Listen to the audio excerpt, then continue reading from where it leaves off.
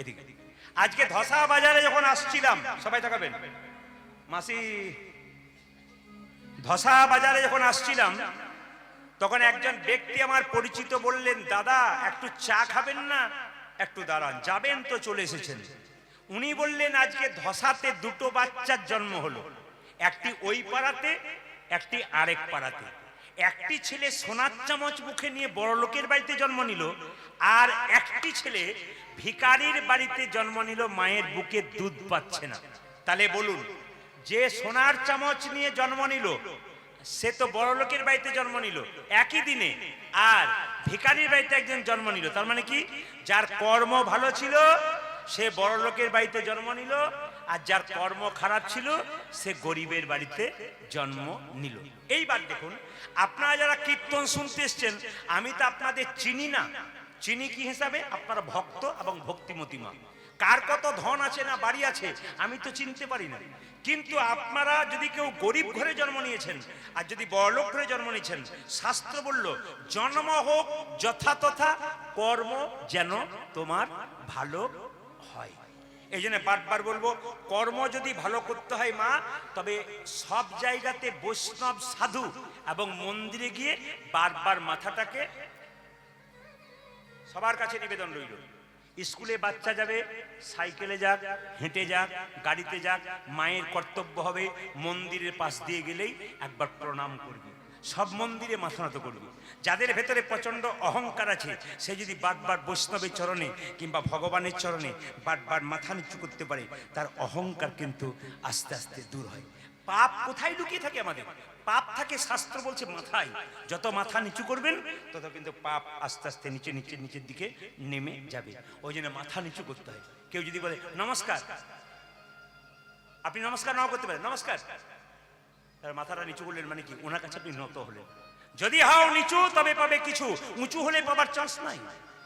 সবাই শুনবেন মায়েরা, সোনার কলসি যতই দামি হয়ে যাক না কেন, একজনের কাছে মাথা নিচু করতে হয়। জোরে বলুন, কার কাছে? কার কাছে? হ্যাঁ হ্যাঁ হ্যাঁ, ভেরি গুড, একটা গ্লাসের কাছে। তার মানে কি, আপনি কয়েকশো কোটি টাকার মালিক হতে পারেন, যদি সাধুগুরু বৈষ্ণবের চরণে মাথা নিচু না করতে পারেন, আপনার জীবনে কোনো দাম থাকবে না। আপনাদেরকে একটা জিনিস বুঝিয়ে দিই, কালকে আমি যেখানে গান গাইছিলাম, ওই যে বাবারা যেমন বসে আছেন, বয়স্ক বাবারা, দেখতে পাচ্ছিলাম বাবারা 3.5 ঘন্টা ধরে একই রকম লাঠি নিয়ে চলতে পারছে না, সেই লোকটা পর্যন্ত বসে আছে। আর কম বয়সের ছেলে খালি একবার উঠছে, একবার যাচ্ছে, একবার আসছে, কিন্তু বয়স্ক বাবারা একই রকম বসে আছে। কেন? কীর্তন শোনা অভ্যাস আছে। এই জন্য ওনাদের পাশে বসলে আপনি কিছু শিখতে পারবেন, ধৈর্যটা শিখতে পারবেন। তো সবাই শুনবেন, এই যে সাপটা কালিয় নাগ পূর্বজন্মে কি ছিল? ভাগবতীয় কথা, ভাগবতের কথা কি বলছে? সাপটা পূর্বজন্মে কে ছিল মায়েরা? চন্দ্রধ্বজ রাজা। রাজা হয়ে সাপ হলো কেন মা? একদিন রাজা চন্দ্রধ্বজের পেটে প্রচন্ড তোমরা সব অকর্মণ্যের দল, আমার পেটে ব্যথা হয়েছে, তোমরা একটা কবিরাজ দেখতে পাচ্ছ না? একজন বলল, রাজা মশাই আপনার পেটের যন্ত্রণা ভালো হবে, একজন কবিরাজের কাছে শুনেছি একটা টোটকা ওষুধের কথা। বলে কি? আপনি যে রাজবাড়িতে বাস করছেন তার পেছনে একটা সরোবর আছে, ওই সরোবরে মানে পুকুরে একটা রাজহাঁস খেলা করছে, ওটাকে ধরে এনে তাকে হত্যা করে তার পিত্তটা খেতে পারলে তোমার পেটের যন্ত্রণা ভালো হবে।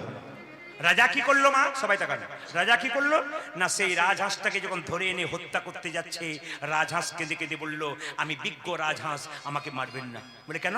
আমাকে না মেরে যদি তোমার প্রাণ বাঁচে একটা ওষুধের কথা বলবো। বলে কি?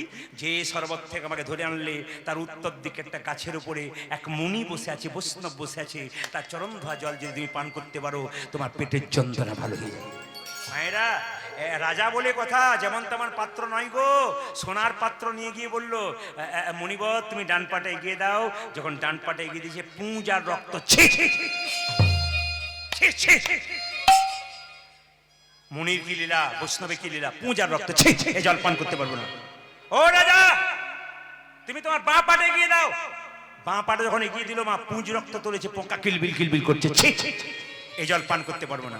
রাজা একটা ভালো কাজ করেছিল, বৈষ্ণবের চরণ ধোয়া জল পান করে নাই, কিন্তু বৈষ্ণবের চরণ ধোয়া জল মাথায় করে এনেছিল। রাজা চন্দ্রধ্বজের দুটো স্ত্রী মা, সামনে এসে বলল, স্বামী জল পান করতে পারলে না?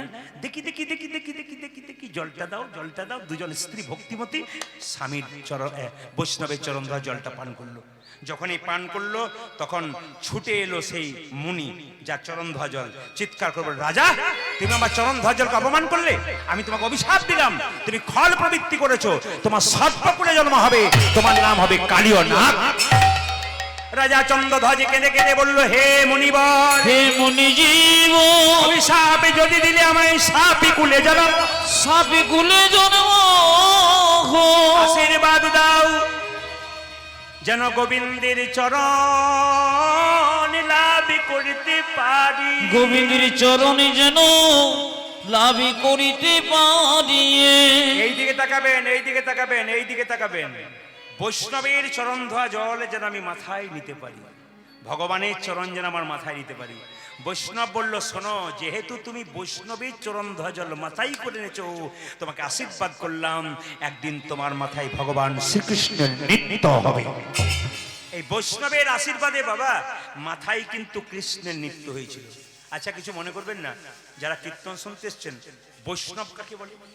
ত্রিনা দপি শুনি চেন তর রিব সইস নোনা অমানেন মান দেন কীর্তনীয় সদাহরি। শুনবেন ভালো করে, এ মায়েরা বৈষ্ণব কাকে বলে? বলছে ঘাসের চাইতে নিচু, ত্রিনাদপি শুনিছেন, ঘাসের চাইতে নিচু। ঘাসে পা দেবেন, পা সরে যাবে, ঘাস মাথা উঁচু করবে। কিন্তু বৈষ্ণবকে হাজার কথা বলবেন, ওই যে বৈষ্ণব মাথা নিচু করবে আর উঁচু করবে না, ইনি হচ্ছেন বৈষ্ণব। আর বৈষ্ণবের স্বভাব কেমন? তরড়িব সহিষ্ণু না, মানে কি? গাছকে যখন কাটবেন, গাছ যতক্ষণ না মাটিতে পড়ছে ততক্ষণ ছায়া দান করছে, ফল দান করছে। বৈষ্ণবকে হাজার আঘাত করলো, বৈষ্ণব নাম দিতে ছাড়বে না, ইনি বৈষ্ণব। আর কি অমানেন মান দেন। আপনাদের এই গ্রামে কোন একজন বৈষ্ণব আছে, দেখবেন, কিছু মনে করবেন না, রাস্তা দিয়ে পেরিয়ে যাচ্ছেন, কোন একজন কুষ্ঠব্যাধি লোক রাস্তায় ছটপট ছটপট করছে, আমি আপনি দেখলে নাকে কাপড় চাপা দিয়ে চলে যাব, কিন্তু যিনি বৈষ্ণব হবেন তিনি বলবেন, কিরে তোর কুষ্ঠ হয়েছে? আচ্ছা ঠিক আছে বাবা, তোর কোনো ডাক্তার ভালো করতে পারে নাই, আমার সঙ্গে কোলে কোল দিয়ে একবার হরি বল বল, তোর দেহরোগ তো দূর হবে, তোর ভবরোগ পর্যন্ত দূর হবে। ইনি হচ্ছেন বৈষ্ণব। যাকে আমরা সমাজে মানি না তিনি মান্য দেন। কিছু মনে করবেন না, গরিবকে আমরা মানি না, বড় লোককে মানি, কিন্তু বৈষ্ণব যিনি প্রকৃত হবেন তিনি গরিবকে যে চোখে দেখবেন, বৈষ্ণব বড় লোককে সেই চোখে দেখবেন। বৈষ্ণব বাবার মতো, বাবা যেমন সব ছেলেকে ভালোবাসে, দুটো ছেলের মধ্যে একটা শিক্ষক একটা চাষি, দুটোকেই সমান্তরে ভালোবাসবে, ইনি হচ্ছেন বৈষ্ণব। আর কি কীর্তনীয় সদাহলি, তার মধ্যে তিলক তুলসী মালা শিখা ও কৌপিন বহিবাসে হরিনাম মুখে ঋষিদিন, ইনি বৈষ্ণব। আর বৈষ্ণব এদিকে এদিকে, আর বৈষ্ণব কাকে বলে মা? একটা প্রমাণ দেখুন। একজন বৈষ্ণব মাথা নাড়া শিখি রেখে গঙ্গা স্নান করে রাস্তা দিয়ে পেরিয়ে যাচ্ছে। একটা কলেজে পড়া মেয়ে ছাতের উপর থেকে বৈষ্ণবের মাথাটাকে দেখে, এ বৈষ্ণব, বৈষ্ণবের মাথায় থুতু ফেলে দিয়েছে কলেজে পড়া মেয়ে। সঙ্গে সঙ্গে বৈষ্ণব দেখুন কি বললো,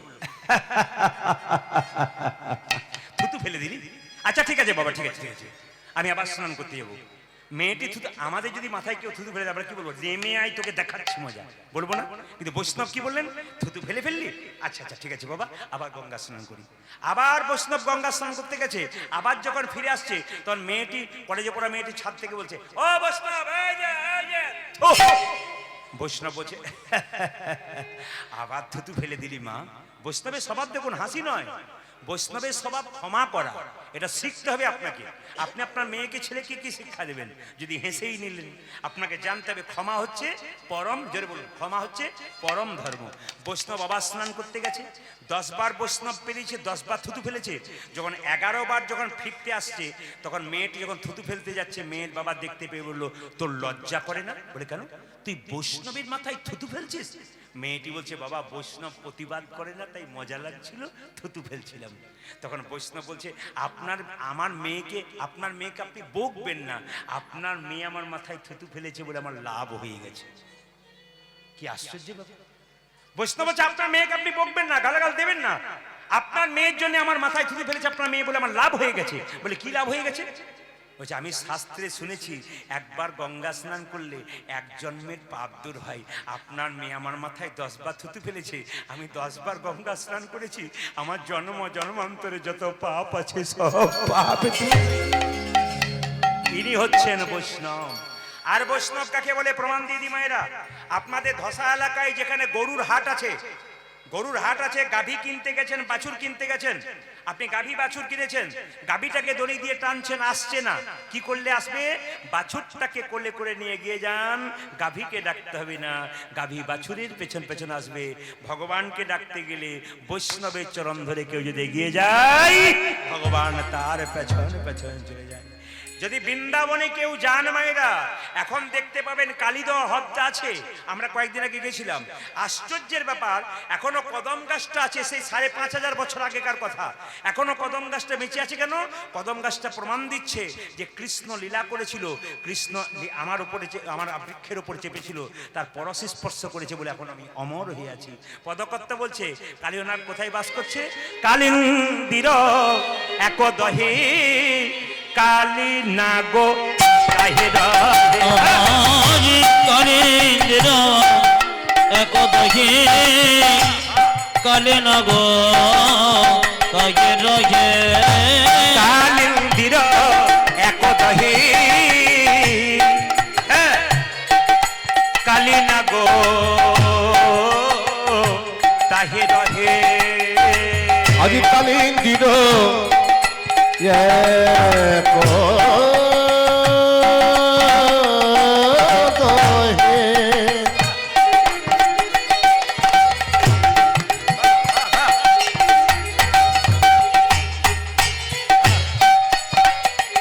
ওই আমার কালী নাগো তাহে রহে। ও যে বিষ জলে দহন সমান, বিষ জলে দহন সমান, ও যে বিষ জলে দহন সমান। ওই দেখো বিষ জলে দহন সমান, বিষের জলে সমান সমান, বিষর জলে সমান সমান, যে বিষের জলে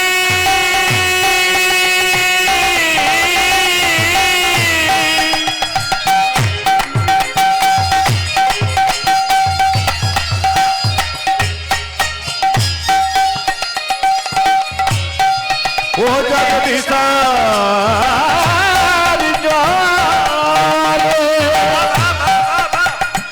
সমান কালিন্দির একদহে বিষের জলে সমান সমান।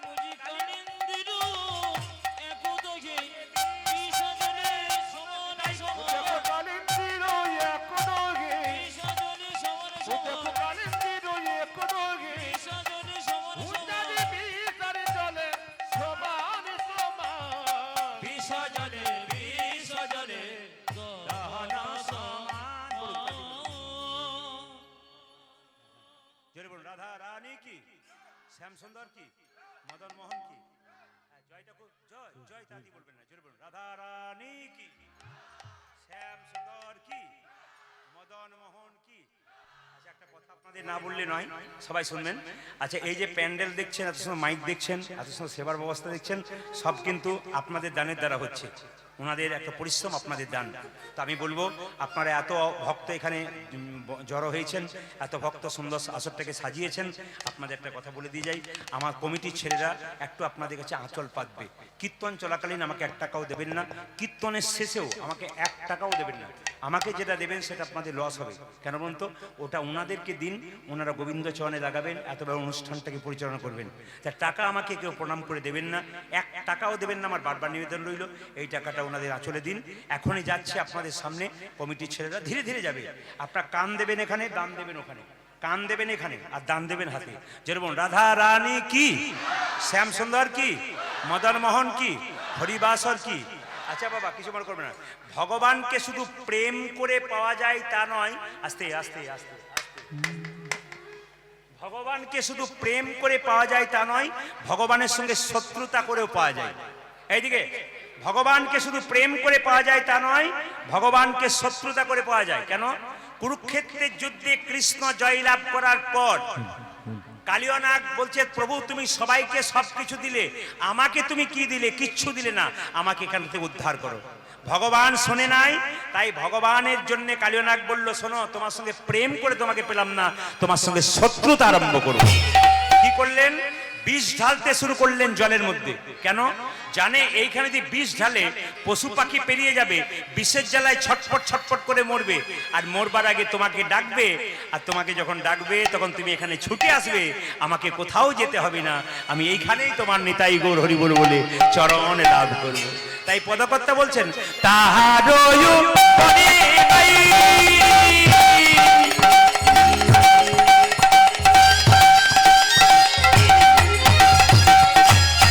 ধীরে ধীরে দাঁত দেবেন, ধীরে।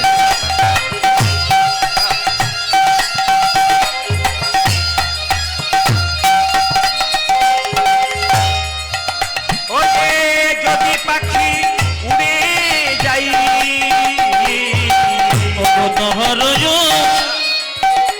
উপরে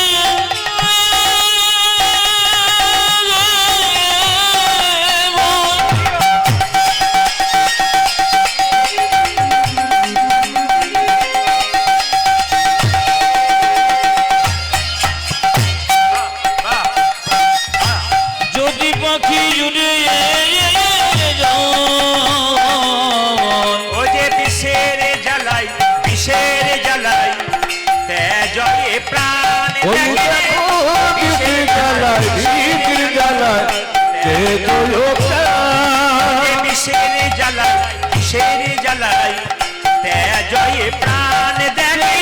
বিষে জলায়, বিষে জলায় জয় প্রাণ। কোন অপরাধী করি নাই প্রভু, কোনো অপরাধী করি না প্রভু, অপরাধী করি নাই প্রভু, আমরা কোনো অপরাধী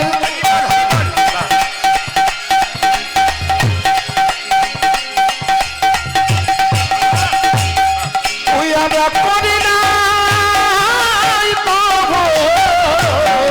যে বিষের জ্বালাই প্রাণ হারালাম, কোন অপরাধী করি নাই প্রভু, আমরা বিষের জ্বালায় প্রাণ হারালাম, আমরা কোনো অপরাধী করি না প্রভু, বিচির জ্বালা প্রাণ হারালাম, কোনো অপরাধ করি না প্রভু, বিচির জ্বালা প্রাণ হারালাম। কোনো অপরাধ করি না ওই প্রভু। আমরা কোনো অপরাধ করি নাই প্রভু। বিষে জলায়, বিষে জলায় জয় প্রাণ। ধীর ভাবে একবার হাত তুলে বলুন তো সবাই, প্রেম সে মন স্থির করে। এইদিকে, এইদিকে, রাধা রানী কি। আপনাদের কাছে নিবেদন রাখবো, এই সময় আপনারা আপনাদের মাথার কাপড়টা নেবেন দান দেওয়ার সময়। একবার জোরে বলুন, রাধা রানী কি। আস্তে সবাই মিলে মাথায় কাপড় দাও। শ্যাম সুন্দর কি, মদন মোহন কি, হরিবাসর কি। বেশ, আপনাদের বলে যাই, আমাদের যে মৃত্যু হয়, জোরে বলুন, দেহটা মরে না আত্মা মরে? জোরে বলুন, কোনটা? জোরে বলুন। খুশি, খুশি, আমি খুব খুশি। আচ্ছা, শাস্ত্র কি বলছে দেখুন, দেহ মরে না আত্মা মরে? বাসাংসি জিন্নানি যথা বিহায় নবানি ঘিন্নাতি নরহপরাণী তথা শরীরানি বিহায় জিন্নন্নানি সংজাতি নবানি দেহি। মানে কি মা? এইদিকে, আমরা যে কাপড়টা পরে আছি, ওই কাপড়টা যখন পুরনো হয়ে যাবে তখন নতুন কাপড় পরবেন না পুরনো কাপড় পরবেন? ধরে বলুন, নতুন পরবেন। আচ্ছা, নতুন কাপড় পরলে আনন্দ হয় না দুঃখ হয়? জোরে বলুন, জোরে বলুন, কি হয়? ভাগবতীয় কথা কিন্তু, কি বললাম, দুঃখ হয় না আনন্দ হয়? তাহলে তাহলে যে মারা যায়, আস্তে, যে মারা যায় তার কিন্তু আনন্দ হয়, কিন্তু যে চলে যায় পরিবারের মানুষের দুঃখ হয়। কেন? এতদিন মায়াতে পড়ে ছিল বলে।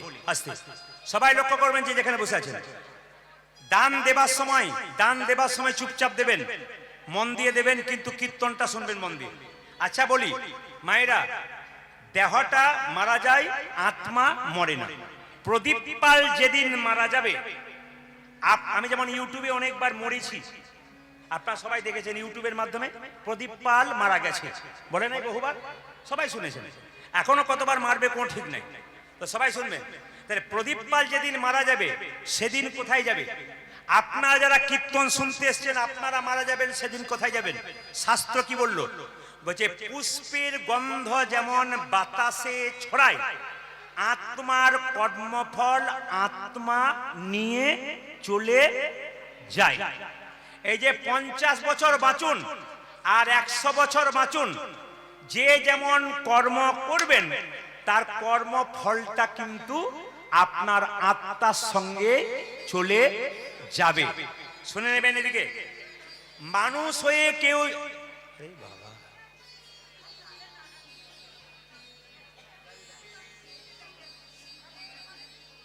মানুষ হয়ে কেউ যদি পশুর মতো কর্ম করে তবে তার পশুকুলে যেটা বলবেন জন্ম হবে। মানুষ হয়ে কেউ যদি মানুষের মতো কর্ম করে তবে তার মানুষকুলে জন্ম হবে। আর মানুষ হয়ে যদি মহাপুরুষের মতো কর্ম হবে করে তার দ্বিতীয় জন্ম হয় না, তার গোবিন্দ চরণ প্রাপ্ত হয়। কেন বলুন তো? যে ধানকে সেদ্ধ করে মাঠে ছড়ানো হয় তার যেমন দ্বিতীয় গাছ হয় না, যে দেহ হরিনামে সিদ্ধ হয়ে যায় তার দ্বিতীয় জন্ম হয় না, তার গোবিন্দের চরণে প্রাপ্ত। হরি বল, হরি বল। এখানে আমি কীর্তন করতে করতে দেখতে পাচ্ছি অনেকেই আছেন, ডান দিকে বাঁ দিকে অনেক বাবারা আছেন জ্ঞানীজন, তারা মন দিয়ে শুনছেন। আপনাদের মায়েদেরকে বলবো, বারবার বলবো, যে যেখানে বসে আছেন, এই যে এই যে এই যে এই যে কীর্তন শুনতে এসছেন, যদি গল্প করবেন তাহলে পাপ সঙ্গে করে নিয়ে যাবেন, আর যদি গল্প না করবেন তাহলে পুণ্য অর্জন করে নিয়ে যাবেন। ভগবান বলছে ঘরে তো অশান্তি লেগেই আছে, আবার যদি এখানে এসে ছটপট ছটপট সব অশান্তি করিস তো জীবনে কোনদিন তো শান্তি হবে না। তাই শান্তি পাওয়ার জায়গা হরিনাম, শান্তি পাওয়ার জায়গা মন্দির। এখানে যদি কেউ স্থির থাকতে পারে, একরকম থাকতে পারে, দেখবেন সারা জীবন সে শান্তি থাকতে পারে। তাই সবার কাছে নিবেদন রইল, যে যেখানে বসে আছেন আমরা মন দিয়ে শুনবেন। আমি যে প্রদীপ পাল মারা যাব, আমি কোথায় যাব? যে যেমন কর্ম করবে তার সেমন ফল হবে। একটু সবাই মন দিয়ে শুনবেন। যে এইদিকে ভাগবত বলছে যে আমরা যখন মারা যাব আমাদেরকে দেখলেই কিন্তু বুঝতে পারবেন যে আমি স্বর্গে গেলাম না নরকে গেলাম। আপনাদের গ্রামে কেউ যদি মারা যায়, মা আপনার দল বেঁধে দেখতে যান, কিন্তু দেখলেই বুঝতে পারবেন তিনি স্বর্গে গেলেন না নরকে গেলেন। প্রশ্ন করবেন কি করে বুঝবেন? আজকে আপনাদের বোঝার দায়িত্ব দিয়ে দিলাম। যদি আপনাদের গ্রামে কেউ মারা যায়, আপনার বাড়িতে কেউ মারা যায়, আপনি দেখেই বুঝতে পারবেন উনি স্বর্গে গেলেন না নরকে গেলেন। আমি উপায়টা বলে দিই। ডক্টর পঞ্চানন ভট্টাচার্য একটা বই আছে জগত আমি, তাতে পরিষ্কার করে বলছে যে মানুষ যদি মারা যায়, মৃত্যুর সময় যদি তার মুখটা ভয়ঙ্কর হয়ে যায়, দেখে লোকে ভয় পায়। আপনারা বলেন না, মরাটা দেখতে গেছিলাম গো, দেখার পর 4 দিন আমার ঘুম হয় নাই, জানবেন ইনি গেলেন, জোরে বলুন, ইনি গেলেন নরকে। যে পাপ করবে, অন্যায় করবে, খারাপ কাজ করবে, মৃত্যুর সময় তার মুখটা ভয়ঙ্কর বিভৎস হয়ে যাবে, জানবেন ইনি যাচ্ছেন নরকে। আর আপনার মৃত্যুর পর যদি মনে হবে লোকটা ঘুমাচ্ছে গো, বলবেন না লোকটা মরে নাই গো, যেন দেখে মনে হচ্ছে ঘুমাচ্ছে, ইনি যাচ্ছেন স্বর্গে। কে বলছেন? ডক্টর পঞ্চানন ভট্টাচার্য বলছেন। জগত আমি বইটা পড়বেন, পরিষ্কার লেখা আছে। আর একটা জিনিস দেখলে বুঝবেন উনি স্বর্গে যাচ্ছেন নরকে যাচ্ছেন। আপনাদের গ্রাম থেকে যখন মৃতদেহ নিয়ে যাবে, বলো হরি, হরি বল, বলো হরি, হরি বল। আপনি যখন দেখার পর বলবেন লোকটা খুব ভালো ছিল, মেয়েটা খুব ভালো ছিল, খুব কৃষ্ণ ভক্ত ছিল, জানবেন ইনি যাচ্ছেন স্বর্গে, 10 চক্রে ভগবান। ও মা, আর সবাই লক্ষ্য করবেন, একটা কারণে বুঝতে পারবেন যে তিনি স্বর্গে গেলেন নরকে গেলেন। যেমন দেখবেন আপনার মৃত্যুর পর লোকে যদি বলে গ্রামটা শান্তি হলো রে, ওই দুষ্ট লোকটা চলে গেল, খুব জ্বালাতন করেছে সংসারকে, এই সমাজকে, এই লোকটা গেল মারা গেছে, ভালো হয়েছে, জানবেন ইনি যাচ্ছেন নরকে। তাই বারবার বলবো, জন্ম যেমন হোক না কেন আপনার কর্ম যেন ভালো হয়। আবার ভাগবত কি বললো দেখুন, আমাদের শরীরে 9টা ছিদ্র আছে, গুনবেন গুনবেন, আমাদের শরীরে 9টা ছিদ্র আছে। কোথায় কোথায়? 2টো কান, 2টো নাকের ছিদ্র, 2টো চোখের ছিদ্র, 1টা মুখের ছিদ্র, নিচের দিকে একটা পায়ু, একটা উপস্থ পায়খানা এবং প্রস্রাব ছিদ্র। কটা হলো? 9টা। যদি এই 7টা ছিদ্র দিয়ে প্রাণ যায় তাহলে জানবেন আপনি স্বর্গে গেলেন। আর যদি নিচের 2টো ছিদ্র দিয়ে প্রাণ যায় আপনি জানলেন নরকে গেলেন। লক্ষণ কি? সবাই তাকান। মৃত্যুর সময় অনেকে দেখবেন তাকিয়ে তাকিয়ে মরে। জোরে বলুন হ্যাঁ না না। মৃত্যুর সময় অনেকে তাকিয়ে তাকিয়ে মরে না? দেখবেন যিনি তাকিয়ে তাকিয়ে মরছেন, ভাগবত বলছে ওনার চোখ দিয়ে প্রাণ গেল।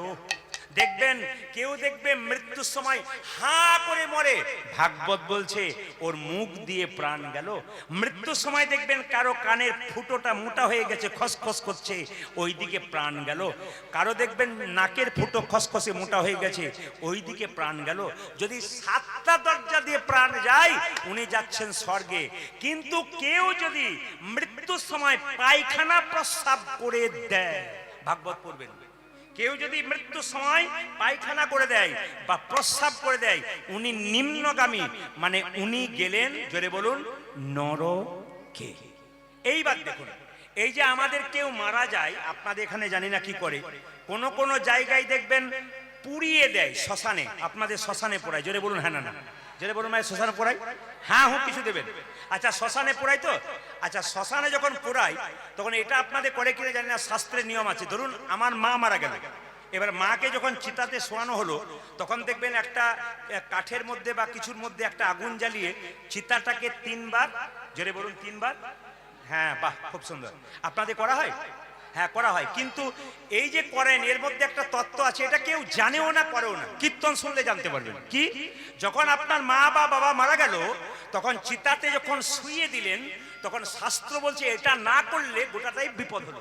এইটা করতে হয় কি না, চিতার চারিদিকে যখন অগ্নি প্রজ্বলিত করে ঘুরবেন তখন বলবেন, হে ব্রহ্মা, হে অগ্নিদেব, আমার বাবা বা মা যতদিন জীবিত ছিল যদি কোনো পাপ করে থাকে তুমি আমার বাবা মাকে নিজ গুণে ক্ষমা করে দিও।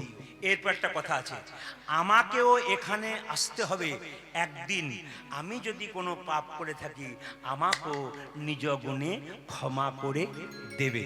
এত সুন্দর কথা আছে, আপনারা কজন বলেন হাত তুলুন। কেউ বলেছেন এতদিন? এতদিন কেউ বলেছেন? তাহলে এইবার যদি শিখতে পারেন, যদি বলতে পারেন, শাস্ত্র বলছে যে এই কাজটা না করেন তাহলে গোটাটাই কিন্তু আপনার বেকার হয়ে গেল। কি বললাম আর একবার বলে দিই আপনাদের, বাবা মারা যাবে, এখানে অনেক বয়স্ক বাবা আছেন, কম বয়সে কেউ মারা যেতে পারে, বাবা মা মারা যাবে, তখন চিতার চারিদিকে যখন অগ্নি প্রজ্বলিত করবেন তখন কি বলবেন? কি বলবেন? হে অগ্নিদেব, অগ্নিকে ব্রহ্মা বলা হয়, হে ব্রহ্মা, বলে কি আমার বাবা যদি জীবিত থাকাকালীন কোনো অন্যায় করে থাকে তুমি আজকে নিজ গুণে ক্ষমা করে দাও। 2, আমাকে এখানে একদিন বাবার মতো আসতে হবে। তার মানে চেতন ফিরিয়ে দিল যে শুধু তোমার বাবা চলে গেল তা নয়, তোমাকেও কিন্তু এখানে আসতে হবে। আমি যদি এখানে আসবো, আমি যদি জীবনে কোনো পাপ করে থাকি নিজ গুণে ক্ষমা করে দিও। তারপর আগুন দিতে হয়, এই একটা নিয়ম। একটা নিয়ম তো যারা পরম বৈষ্ণব দেখবেন তাদের আগুনে পোড়ানো হয়। জোরে বলুন পরম বৈষ্ণব কি করা হয়? যে হিসাবে মালা তিলক করেছিল, যে হিসাবে জপ করছিল, একটা গর্ত করে কি করা হয় মায়েরা? গর্ত খনন করে ওই যেমন ভাবে মালা জপ করছিল সেইভাবে শুইয়ে দেওয়া হয়, বসিয়ে দেওয়া হয়, এবং তার সঙ্গে লবণ দিয়ে দেওয়া হয়। কেন বলুন তো? লবণ দিলে পোকা হয় না, অনেক দিন ধরে দেহটা ওইখানটাতে সমাধির মধ্যে থেকে যায়। 3, উত্তরপ্রদেশে যাবেন, সলিল সমাধি, সবাই শুনবেন, উত্তরপ্রদেশের দিকে যাবেন, আগুনে পোড়ায় না, ওদের সমাধি দেওয়া হয় না। ওদের কি করে মা? সবাই তাকান, ওদের কি করে? ওদের সলিল সমাধি। শুনে নিন কিরকম ওদের নিয়ম।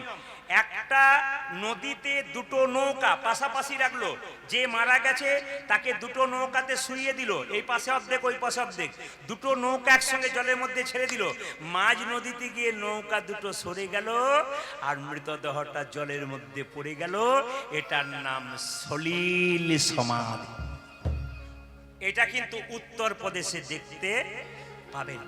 এই শাস্ত্রীয় কথাগুলো, এই শাস্ত্রীয় ব্যাখ্যাগুলো যদি জীবনে লাভ করতে পারেন আপনার জীবন কিন্তু সুন্দর হয়ে যাবে।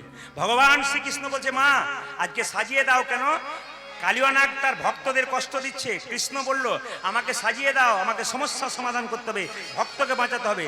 আমায় সাজাইয়ে দাও, আমায় সাজাইয়ে দাও, আমায় সাজাইয়ে দাও, সাজাইয়ে দাও, সাজাইয়ে দাও, আমায় সাজাইয়ে দাও, আমায় সাজাই দাও, সাজাই দাও। আপনারা গোটা গ্রামে মিলে কীর্তন করাচ্ছেন, কিন্তু আজ একটা ভালো জিনিস দেখাবো আপনাদের, খুব ভালো। সবাই লক্ষ্য করুন, এই যে ছেলেটিকে দেখতে পাচ্ছেন আসলে আমার সামনে বসে আছে, একটু দাঁড়াও, একটু দাও, একটু দাও, একে একটু দেখুন। একে আপনারা দেখছেন মাত্র, কিন্তু একে আপনারা চেনেন কিনা জানি না।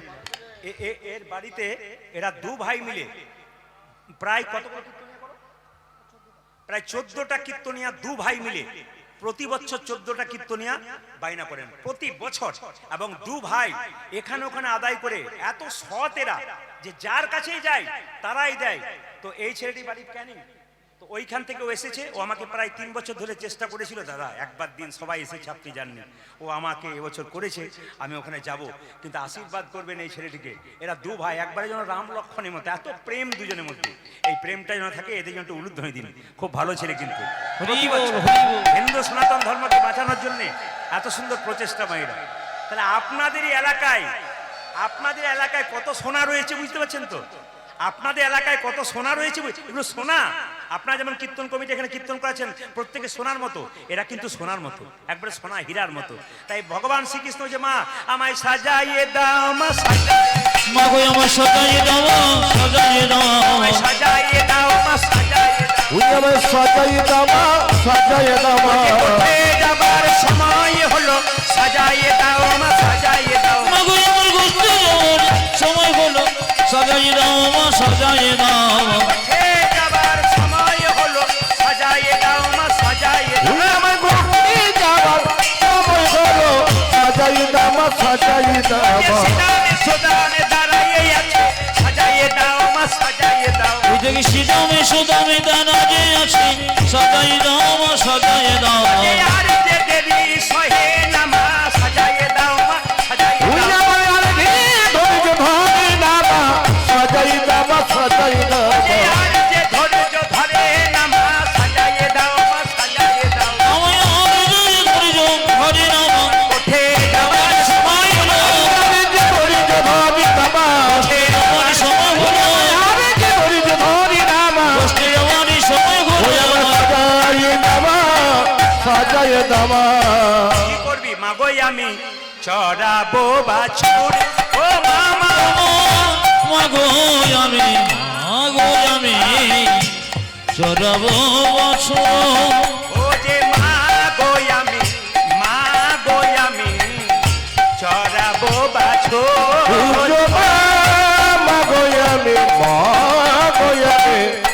চোরাবো বাছুরি, আর পড়াইয়া দেহ ধরা মন্ত্র পড়ি বাঁধি চূড়া, আজ বানাইয়া দেহ ধন মন্ত্র পরিবাধ চূড়া, পড়াইয়া দেহ ধরা মন্ত্র পড়ি বাঁধি চূড়া। উতারে পড়াইয়া দেহ ধরা মন্ত্র পরিমাণ চোরা, চরণেতে পড়া অনুপূর্ণিমা, চরণেতে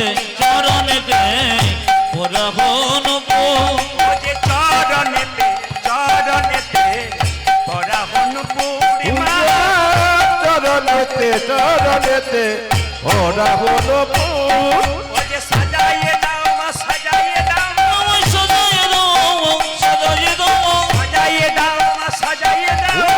সাজাই দামা সাজাই দামা, এ যাবার সময় হলো সাজাইয়ে দাও, মা সাজাইয়ে দাও। আমার গোষ্ঠী যাওয়ারই সময় হলো, আর মিলন ধরে না, মুক্তি যাবার সময় হলো, আর যে ধৈর্য ধরে না, মুক্তি যাবার সময় হলো, আর যে ধৈর্য ধরে না, সাজাই দামা সাজাই দামা, চরণেতে পরাবন ও কি করবে অলকাতি লকা ভালে বনমালা দেমা বলে, অলোকা তিলক ভানি বনবন দেমা গলে, মাই অলকাতি লকা ভালে বনমালা দেমা বলে। ওটাকে অলকাতি লোক ভালে বনমালা দেবা করে, মোহনিয়া মোহনিয়া বাসি দেমা হাতে, মাগো মোহনিয়া বাসিতে মহাতে, মোহনিয়া বাসি দেমা হাতে। ওজমা মোহনিয়া বাতি দেবা হাতে, সাজাইয়ে দে মা সাজাইয়ে দে মা সাজাই দে মা সাজাই দে মা, সাজাইয়ে দে মা সাজাইয়ে দে ওজমা মা। সাজাই দেবা সাজাই দেবা, এ যাবার সময় হলো সাজাইয়ে দে মা সাজাইয়ে ওই দে যে মা। গোষ্ঠী আমার সময় হলো সাজাই দে মা সাজাই দে মা, এ যাবার সময় হলো আর যে ধৈর্য ধরে না, মুক্তি যাবার সময় হলো, আর যে ধৈর্য ধরে না, মুক্তি যাবার সময় হলো, আর যে ধৈর্য ধরে না,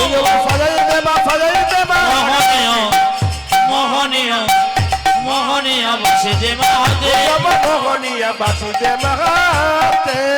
আচ্ছা বাবা কিছু মনে করবেন না, আপনারা যারা কীর্তন শুনতে এসছেন তারা সব সেজে এসেছেন তো? সবাই তাকান, সেজেছেন? আচ্ছা কে কে মালা পরেছেন হাত তুলবেন তো। আমি মালা বলতে সোনার মালাও বলি নাই, তুলসীর মালাও বলি নাই, আমি বলেছি মালা কে কে পরেছেন। আচ্ছা বাবা কিছু মনে করবেন না, কারা কারা আমিষ খান একটু হাত তুলেন তো। খান না? তুলুন তুলুন, অসুবিধা নেই। আচ্ছা আচ্ছা বেশ, নামান নামান নামান। আচ্ছা বাবা কিছু মনে করবেন না, যারা খান তাদের জন্য বলবো, যেদিন কৃষ্ণ আসতে, যেদিন কৃষ্ণ কালিয়নাগকে দমন করবে ওই দিন দাদা বলায়ের জন্মদিন। জোরে বলুন হা না না। কৃষ্ণ এইদিকে এইদিকে এইদিকে, যেদিন কৃষ্ণ কালিয়নাগকে দমন করবে দাদা বলায়ের জন্মদিন। আচ্ছা আপনার একটু মন দিয়ে শুনবেন, আপনার জন্মদিনে কেক কাটেন? জোরে বলুন হা না না। কেক কাটেন? এই যে দিদিমা ঠাকুমা যিনি কোলে বাচ্চা নিয়ে আছেন, কি বললাম, কেক কাটেন? জোরে বলুন কেক কাটেন? আর বলছে বলবো কি, চুপ থাকাটাই বুদ্ধিমানের কাজ। কেক কাটেন? আচ্ছা মোমবাতি জ্বালান? জ্বালান না? দু চারজন খুব চালাক, মোমবাতি জ্বালান। কেক কাটেন? মানে হ্যাঁ না নাও না। সে ভোটের সময় দেখবেন কিছু লোক আছে দুপক্ষেই মুড়ি খায়, বেটা কাকে যে ভোট দেয় কেউ জানে না, অন্তর্যামী জানে। এই দিকেও খাই বেটা, ওই দিকেও খাই, কেউ জানে না। এরকম দেখবেন আপনারা দেখতে পাচ্ছি, আপনাদেরকে ধসা এলাকায় একটা ভালো জিনিস বলুন তো, অন্য জায়গায় মায়েরা দেখবেন কেক কাটেন, হ্যাঁ, মোমবাতি জ্বালান, হ্যাঁ, আর এখানে কেক কাটেন না। জয় নিতাই। আর বলবেন না হরে কৃষ্ণ। বেশ ঠিক আছে ঠিক আছে, বুঝলাম। হরি বল হরি। তবে আপনারা যেভাবে এঁটে সেটে বসছেন, আমি আজকে সিদ্ধান্ত নিয়েছি 3টে পর্যন্ত কীর্তন করবো। রাজি আছেন? রাজি আছেন? না না, 3টে মানে ভোর 3টে নয়, 3 ঘন্টার কথা বলেছি আমি, 3টের কথা বলছি। জয় নিতাই। সবাই মন দিয়ে শুনবেন, এটা নেমে যাচ্ছে মাঝে মাঝে। জয় নিতাই। বেশ একটু টাইট দিয়ে দাও। হরে কৃষ্ণ। আচ্ছা একটা কথা বলি, আপনারা সব জায়গাতে করেন, মোমবাতি জ্বালান কিংবা আপনারা কেক, আস্তে আস্তে বাবা, বয়স্ক বাবারা শুনবেন, দেখবেন বাড়িতে বাড়িতে আপনার নাতি নাতনির যখন জন্মদিন হয় তখন কেক কাটে আর দেখবেন মোমবাতি জ্বালায়। আর মোমবাতি জ্বালিয়ে কেক কেটে কি বলে, হ্যাপি বার্থডে টু ইউ, ফুস করেন না? আপনারা করেন না? আচ্ছা বলুন, আপনার ছেলের জীবনে অন্ধকার, হাসলে হবে না, উত্তর দেবেন, আপনার ছেলের জীবনে অন্ধকার চান না আলো চান? জোরে বলুন, জোরে বলুন। আচ্ছা মোমবাতি জ্বালিয়ে যদি নিভিয়ে দেওয়া হয়, অন্ধকার হয় না আলো হয়? তাহলে কাল থেকে আর মোমবাতি নেভাবেন? জোরে বলুন, নেভাবেন? আচ্ছা আপনার ছেলের জন্মদিনে যদি মাংস রান্না করা হয়, যতগুলো পাখি বা পশু কাটা হয়, আপনার ছেলের জন্যই কাটা হয়। যদি কাউকে হত্যা করা হয়নি, আপনার ছেলের জীবনের মঙ্গল চান, সত্যি কি কাউকে মেরে আপনার ছেলের জীবনের মঙ্গল হয়? বিচার করুন। যদি জ্ঞান থাকে, যদি চৈতন্য থাকে, প্রকৃত বৈষ্ণব যারা আছেন তারা বিচার করছেন, আপনারা যারা বসে আছেন তারা বিচার করছেন। আমি বলতে চাইছি কি, যেদিন বৈষ্ণবরা জানেন কি, যেদিন আপনার ছেলের জন্মদিন হবে, যতগুলো পাখি পশু কাটবেন ততগুলো কিন্তু আপনার ছেলের জন্য গেল। তো একজনকে হত্যা করে আপনার ছেলের জীবনে হ্যাপি মানে সুখী দিন চাইবেন, সত্যি কি সুখী হবে? জোরে বলুন, সত্যি কি সুখী হবে? না। 2, আচ্ছা বলি এইদিকে, আপনি যে মাংস খান কিছু মনে করবেন না, আপনার আঙ্গুলটা যদি আমি বলি আমাকে কেটে দেন মা, আমি ঝোল করে খাবো, আপনি দেবেন? জোরে বলুন। আঙ্গুলটা কেটে দেবেন? জোরে বলুন, দেবেন? তাহলে আপনার আঙ্গুল যখন কেটে দেবেন না, আপনার বড় কষ্ট হবে। একটা পাখির যখন জীবন নেবেন, ওর গলা কাটবেন, ওর কত কষ্ট হয়। একজনকে কষ্ট দিয়ে নিজের শরীরকে যদি আমি পুষ্টল করতে চাই, সত্যি কি আমার শরীর ভালো হবে? বিচার করবেন আপনারা। আবার শুনবেন, যে যেখানে বসে আছেন, আমাদের সনাতন ধর্ম বলল আমাদের ছেলেদের জন্মদিনে কি করতে হয় মা? সবাই তাকান। আমাদের ছেলেদের জন্মদিনে একটা করে প্রদীপ গোবিন্দের চরণে একটা করে প্রদীপ জ্বালাতে হয়, কি দিয়ে? ঘি দিয়ে। আর প্রদীপটা জ্বালিয়ে ভগবানকে বলতে হয়, এই প্রদীপটা যেমন জল জল করে জ্বলছে, আমার ছেলের জীবন প্রদীপ যেন দীর্ঘদিন ধরে জল জল জল জল করে। কি সুন্দর কথা আমাদের আছে, কিন্তু আমরা এগুলো ব্যবহার করি না। দুই, মায়েরা আপনারা কেক কাটবেন না। কি করবেন? কৃষ্ণের যেদিন জন্ম হয়েছিল কেক কেটেছিল? জোরে বলুন। মহাপ্রভুর জন্ম হয়েছিল কেক কেটেছিল? আরে আপনি মিষ্টি দেন, আপনি লাড্ডু দেন, ওসব দেবেন কি জন্য? কেকের মধ্যে তো ডিম থাকে, আপনি দেবেন কেন? আপনি কি দেবেন? বাচ্চার জন্মদিনে আপনারা কি দেবেন মায়েরা? একটু পরমান্ন পায়েস তৈরি করে তুলসী পত্র দিয়ে গোবিন্দের চরণে বলবেন, হে প্রভু, আমার ছেলে যেন ভবিষ্যতে প্রসাদ ভোজী হতে পারে, ভক্ত হতে পারে।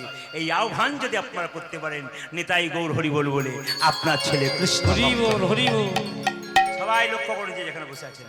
তাই বলরামের জন্মদিন ছিল মায়েরা, সেই দিন কৃষ্ণ সুযোগ পেয়েছে, বলছে মা আমাকে সাজিয়ে দাও। বলে কিভাবে? এই দেখো, শ্রীদাম সুদাম দাম সুবলা দিয়ংশ, আজ শ্রীদাম সুদাম দাম সুবলা দিয়ংশ, শ্রীদাম সুদাম দাম সুবলা দিয়ংশ, উচ্চজ শ্রীরাম সুদাম দাম সুবলা দিয়ং সমান। দাঁড়াইয়া দাঁড়াইয়া দাঁড়াইয়া আছে রাজপথে, আর জিয়া আছে রাজপথে, দাঁড়াইয়া আছে রাজপথে, দাঁড়াইয়া আছে রাজপথে, দাঁড়াইয়া আছে দাঁড়াইয়া আছে দাঁড়িয়ে আছে, দাঁড়িয়ে আছে, দাঁড়াইয়া আছে দাঁড়াইয়া ও দেখো দাঁড়াইয়া আছি, দাঁড়াইয়া আছি, শ্রীরাম সুদাম প্রথম আছে, দাঁড়াইয়া আছে দাঁড়াইয়া, শ্রীদাম সুদাম প্রথম আছে, দাঁড়িয়ে আছে, দাঁড়িয়ে আছে, শ্রীরাম সুদাম প্রথম আছে, দাঁড়াইয়া আছে দাঁড়াইয়া, উচ্চজ শ্রীরাম সুদাম প্রথম আছি, দাঁড়াইয়া আছি, দাঁড়াইয়া আছি, দাঁড়াইয়া দাঁড়াইয়া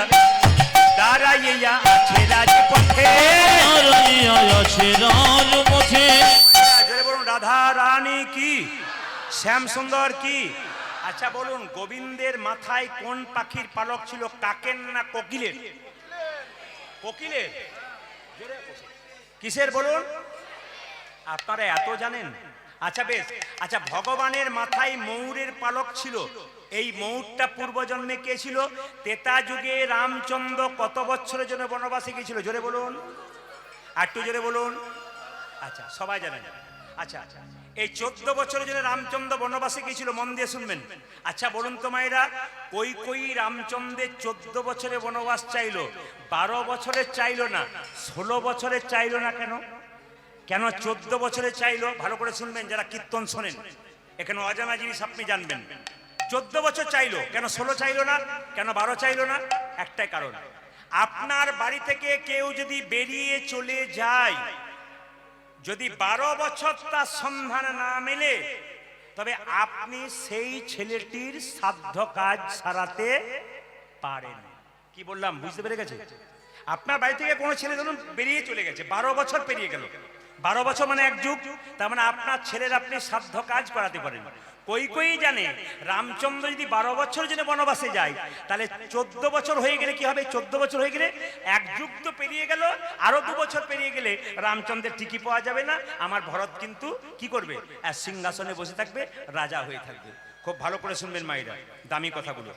এই যে বললাম যে ময়ূরের পালকটা নিয়েছিল, এই ময়ূরকে রামচন্দ্র ত্রেতা যুগে যখন সীতাকে নিয়ে গেলেন বনে, সীতাকে হরণ করলো কে বলুন তো? রাবণ। যখন রাবণ হরণ করে নিয়ে যাচ্ছিল, একটা পাখি বাধা দিয়েছিল, পাখিটার নাম কি? জোরে বলুন, জোরে বলুন। যে ঘুমাচ্ছে সে বলুন।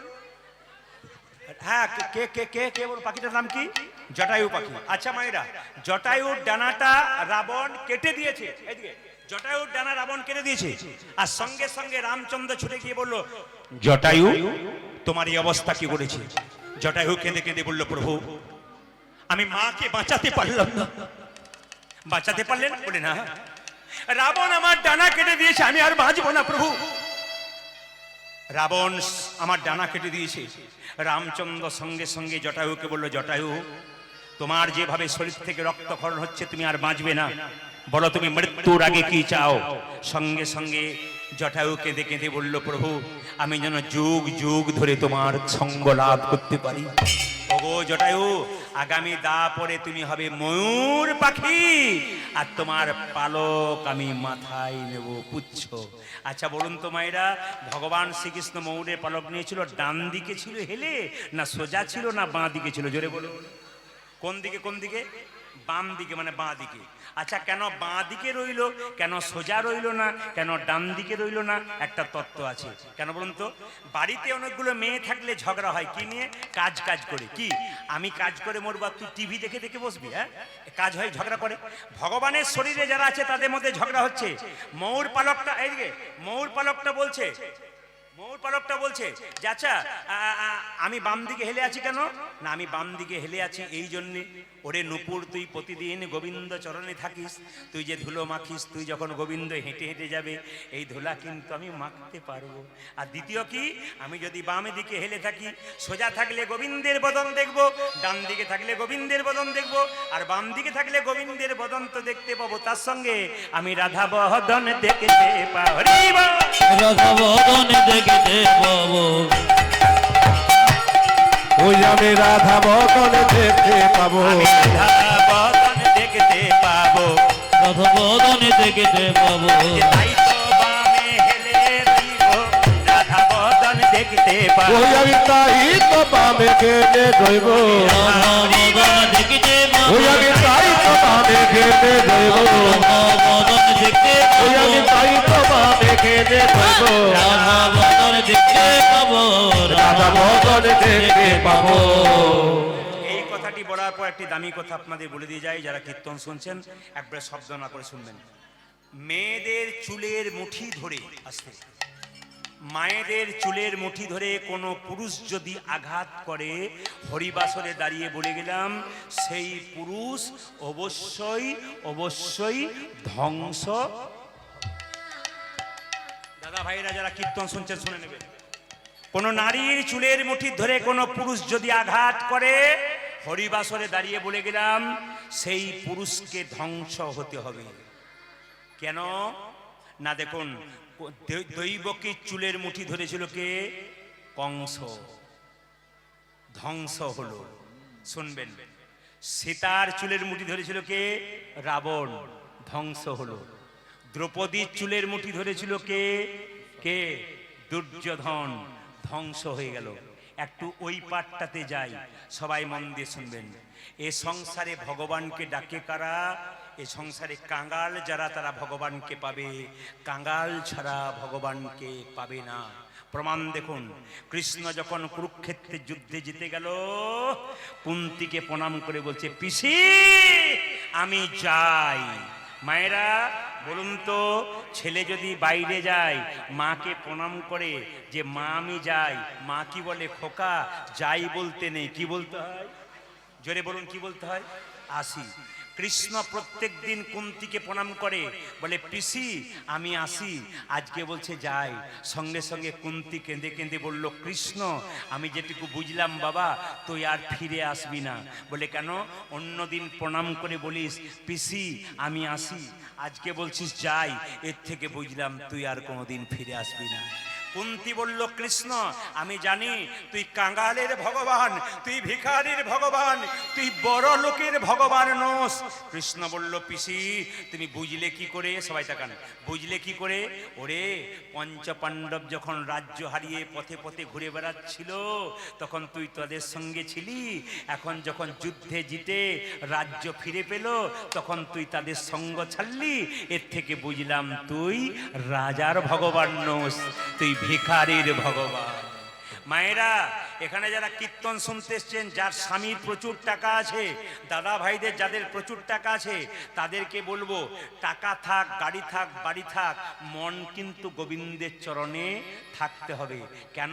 জনক ঋষি রাজা যিনি পূর্ণ ত্যাগী ছিলেন, তিনি কোনোদিন সংসার ত্যাগ করেন নাই। সোনার পুরীতে বসে থাকতো, মনকে সে যে গোলকে রাখতো। এরকম যদি ত্যাগী হওয়া যায়, ভগবান শ্রীকৃষ্ণের চরণ পাওয়া পাওয়া যায়। মায়েরা, আপনাদের 5 ভরি সোনার ওজন মালা পেলে আপনার লোককে দেখিয়ে দেখে বেড়ান, কিন্তু জনক রাজা যে বাড়িতে বাস করত গোটা বাড়িটা সোনা দিয়ে মোড়া, মন রাখত গোবিন্দের চরণে। আপনাদের গাড়ি বাড়ি টাকা পয়সা সব থাকবে, মন থাকবে গোবিন্দের চরণে। সঙ্গে সঙ্গে কুন্তী বলল, কৃষ্ণ তুই চলে যাবি জানি, তবে এক কাজ করবে। বলে কি? আমি তোর কাছে একটা এই যে তোর কাছে একটা জিনিস চাইবো, তুই দিবি? বলে কি চাও পিসি? আগে বল তুই দিবি। কথা দিলাম তোমাকে দেব, তবে শোন, আমি তোর চরণে একবার প্রণাম করতে চাই। পিসি, পিসি, আমি তোমার ছেলে, তুমি আমার মা সম্পর্কে, তুমি প্রণাম করবে কেন? আমি যে তোমার ছেলে। বলছে না রে, তুই যে পুরুষ, তুই যে পুরুষ। বলছে তোমার পঞ্চপাণ্ডব পুরুষ নয়, আমার পঞ্চপাণ্ডব শুধু পুরুষ, আর তুই হলি পুরুষোত্তম ভগবান কৃষ্ণ, তোকে প্রণাম করব। তবে তবে হ্যাঁ হ্যাঁ হ্যাঁ, তোর কাছে একটা নিবেদন রইল। বলে কি? একটা জিনিস তোর কাছে চাইবো, তুই দিবি? বলে কি চাও পিসি, কি চাও বলো? কুন্তী কেঁদে কেঁদে বলল, ওরে কৃষ্ণ, তুই আমায় বিপদ দে বাবা, সম্পদ দিস না। তুই যদি সম্পদ দিস তবে তোকে ভুলে যাব, আর তুই যদি বিপদ দিস তোকে ভুলতে পারবো না।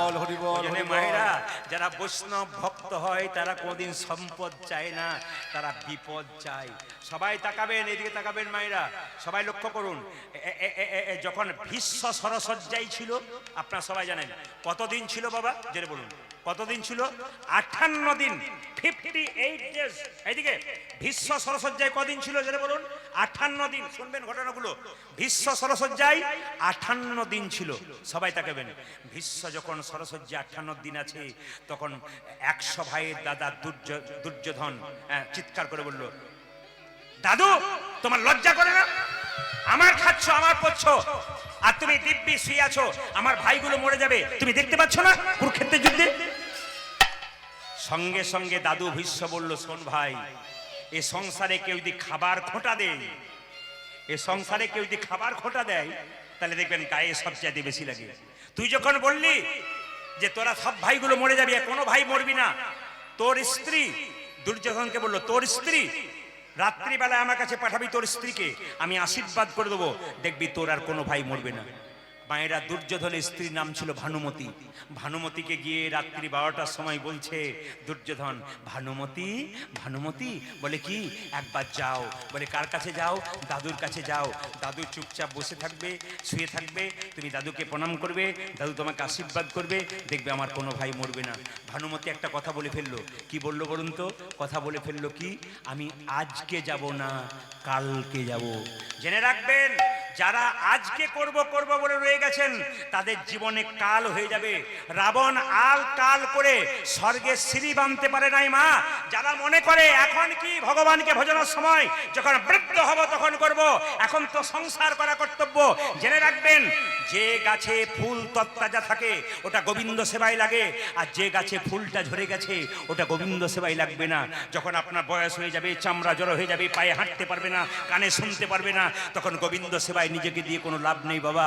সবাই লক্ষ্য করুন, ভানুমতি গেল না, সুযোগটা নিয়ে নিল কৃষ্ণ।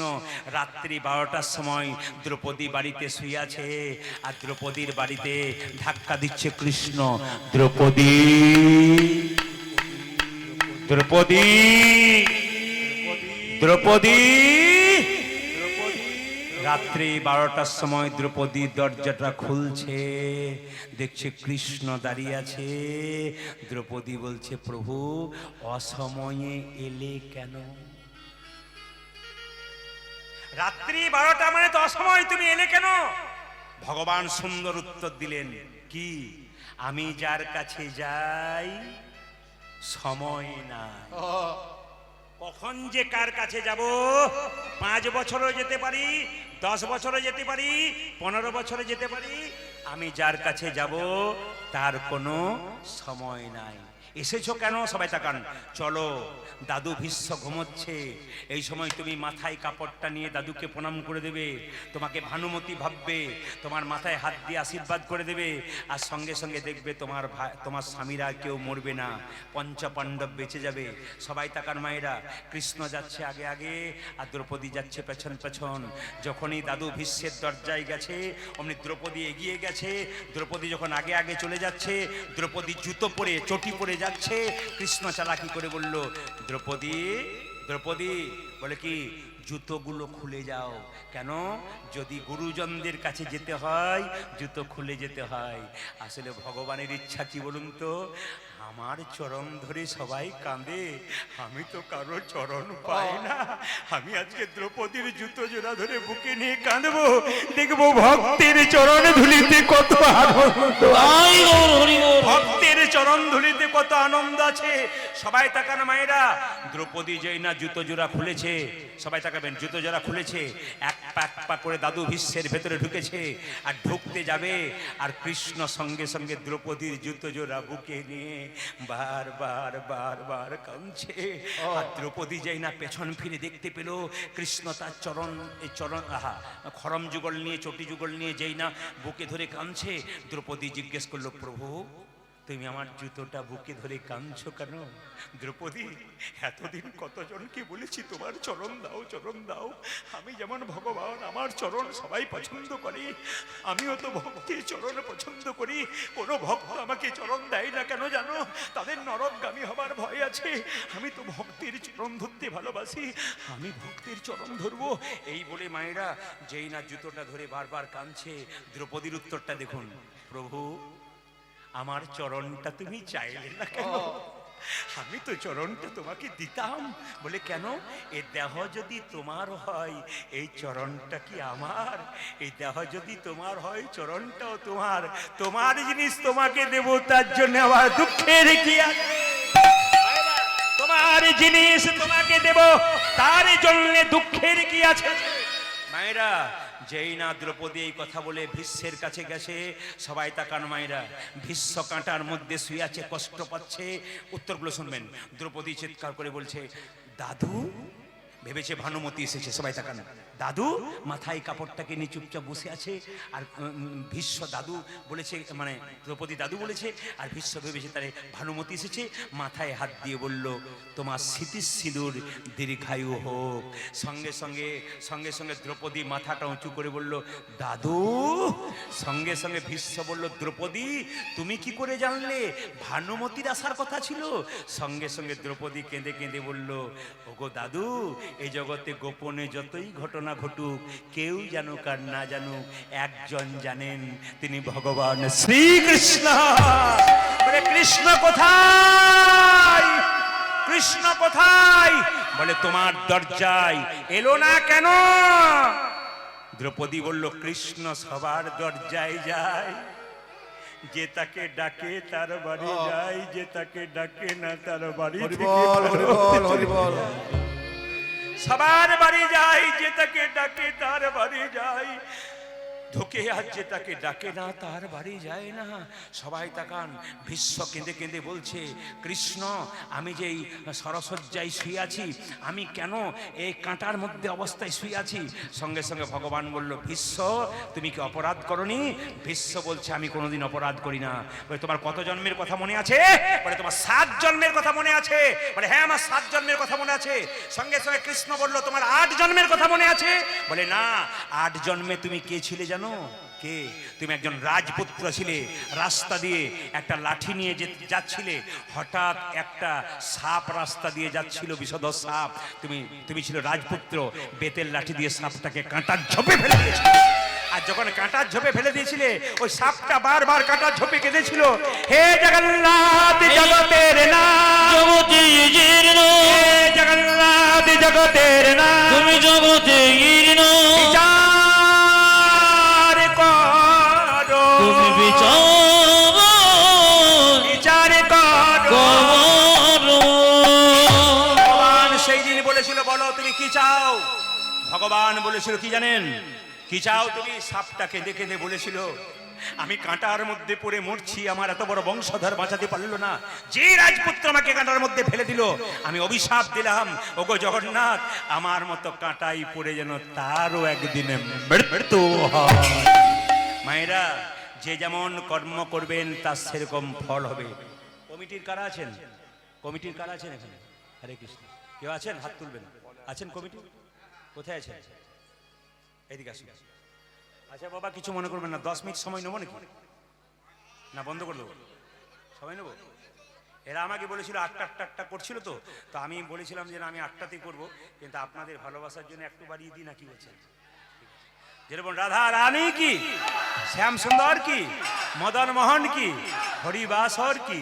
আচ্ছা বেশ বেশ বেশ, যখন শুনছেন তখন একবার এক কাজ করুন তো, 18 ফাল্গুন তো হোলি আসছে, এই গানটা একবার গাওয়ার পরে আপনাদের সুন্দর একটা তত্ত্ব কথা বলুন। হাত তুলুন, একসঙ্গে হাত তুলুন, একসঙ্গে হাত তুলুন, একবার শ্যামল তুলুন, একসঙ্গে একসঙ্গে হাত তুলবেন, একসঙ্গে সুন্দর করে আবার গাইব, একসঙ্গে হাত তুলুন। বাহ বাহ, হাত তুলবেন একসঙ্গে।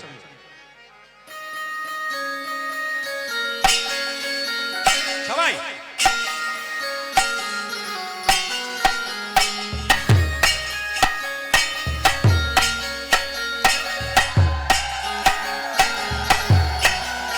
উলধ্বনি।